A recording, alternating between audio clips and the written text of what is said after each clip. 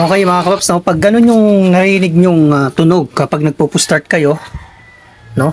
Ito ang problema niyan. Pendix drive, ganito yung tsura. So nakapagpalit na ako nito sa isang tropa natin na yung naging problema. Ito yung naging problema. Pendix drive. Parang metal na yung narinig nyo, parang kikiskisan, no? Ang ganun, kung ano yung narinig nyo dun sa video, no? Ito yun, pendix drive.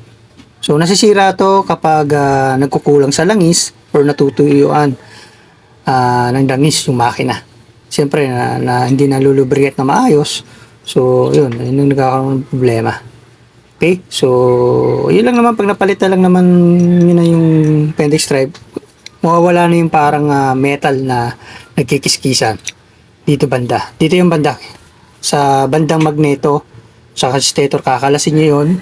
So hindi basta-basta na madi-DIY yung mga paps, no. Kailangan diyan ng kailangan niyo talaga ng kolaparan diyan, no. At dapat pag pinakalas niya, huwag kayong papayag na pupupukin lang yung nut.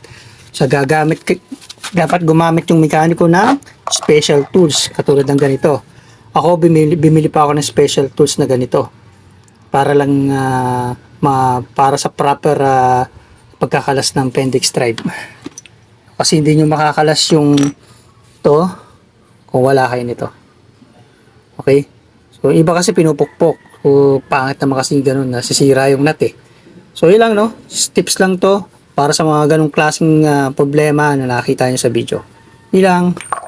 Bye bye. Konti kaalaman.